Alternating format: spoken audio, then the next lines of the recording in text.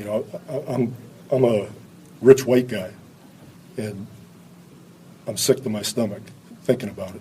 I can't imagine being a Muslim right now, or a woman, or an African American, an Hispanic, a handicapped person, how disenfranchised they might feel.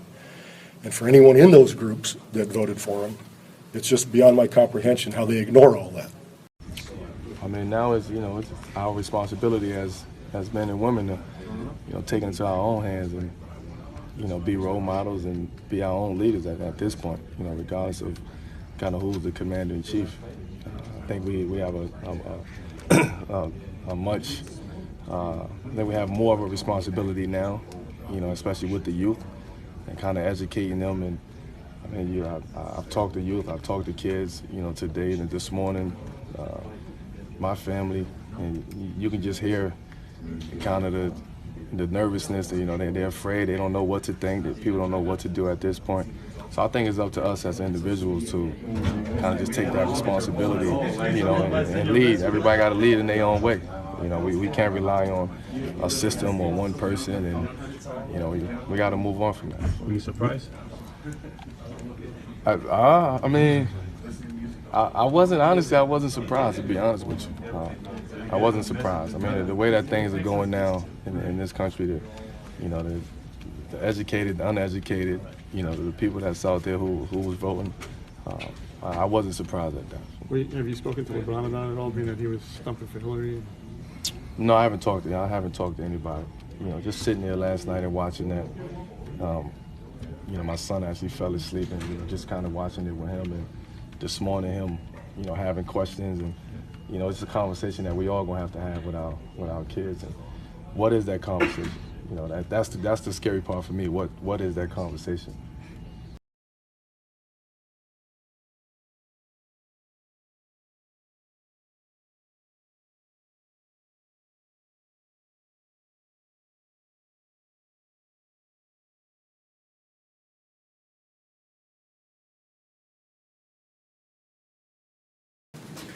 Doc, I know you addressed it before the game, but almost every NBA coach has been asked about it and talked about the election last night. Protests outside this arena last night during the game. Can you just update? Well, we have a right to protest, and there's nothing wrong. That's the American way. Like, protest is a good thing. The election didn't go the way I wanted it to go. I said that.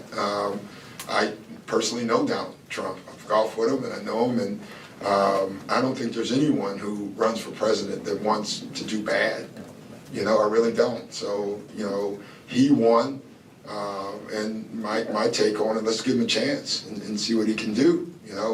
That's the only way anyway now. So let's go with that. You still have a right for your voice to be heard. Like I said before, voting is really important, and I think that lesson was learned here.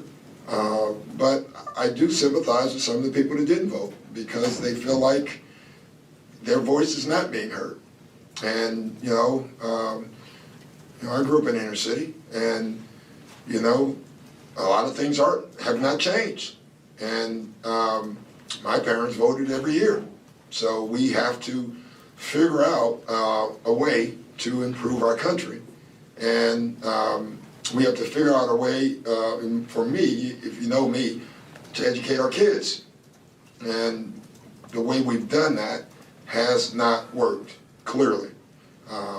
And so if it keeps not working, there will be civil disobedience. You know that. And so we have to figure it out. But right now, we have a president in office who is terrific, and we have one coming in that has done nothing yet, and you got to give him a shot. Because he's going to be president. That's a guarantee. And so to me, let's see, let's see if the Congress and the Senate can actually work together. They're all the same party. If they can't, in 2 years, go vote. And you can change it all. You really can. And I hope everyone hears that. I mean, voting is powerful. It really is. That's what we're going to have to exercise. There are a lot of people right now that may not be feeling good about certain events that happened this week. I think you know what those events are. And they want to know how you feel about it. And do you feel the same way? Who's they? Minorities, people just You give me around. way too much credit. They care. I don't think my voice is that important, but It is. I've spoken on this before, and I probably will again, but right now I'm just trying to formulate thoughts. It's too early. I'm still sick to my stomach. And not basically because the Republicans won or anything, but the disgusting tenure and tone and all the comments that have been xenophobic, homophobic, racist, misogynistic. And I live in that country where half the people ignored all that to elect someone. That's the scariest part of the whole thing to me. Got nothing to do with the environment and Obamacare and all the other stuff. We live in a country that ignored all those values that we would hold our kids accountable for. They'd be grounded for years if they acted and said the things that have been said in that campaign by Donald Trump. Now that a couple of days have passed, Trump's been to the White House. You were obviously very outspoken about Hillary. Just where are your thoughts right now on Trump as president? I mean, he's our president, you know, and no matter if you agree with it or disagree with it, he's the guy. And we all have to figure a way that we can make America, you know, as great as it can be. We all have to do our part. Our nation has never been built on one guy anyways. You know, it's been built on multiple guys, multiple people in power, multiple people, you know, having a dream and making it become a reality by giving back to the community, giving back to the youth, doing so many great things. So, you know, obviously we always had a guy that has the number one position of power, and that's the President of the United States, but it's never been built on one guy. So we all have to figure out a way that we can, you know, better our country, because we all know that, and we all feel that this is the best country in the world. So we have to all do our part. So it's not about him. It's not about him at all, and especially not for me and what I do. So if you win another championship in the next 4 years, would you have any issue going to see him as well? I don't know. Something I will cross. I will have to cross that road when I got here. So we'll see.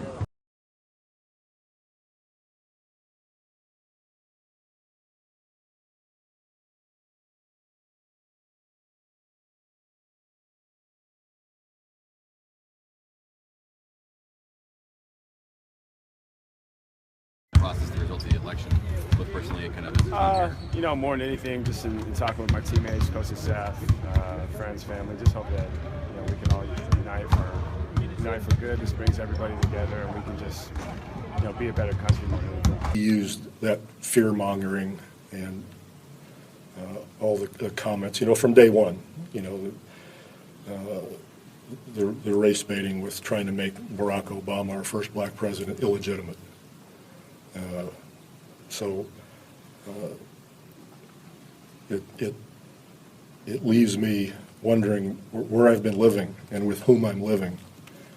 And the fact that people can just gloss that over and start talking about the transition team and, you know, we're all going to be kumbaya now and try to make the country good without talking about any of those things. And now we see that he's already backing off on immigration, on Obamacare, and other things. So was it a big fake? Which makes you feel that's even more disgusting and cynical, that somebody would use that to get the base that fired up to get elected.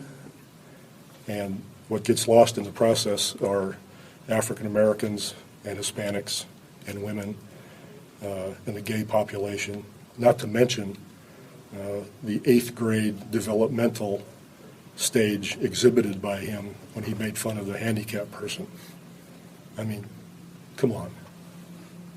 That's what a 7th grade, 8th grade bully does. And he was elected president of the United States. We would have scolded our kids. We would have had discussions and talked until we were blue in the face trying to get to understand these things. And he is in charge of our country. That's disgusting.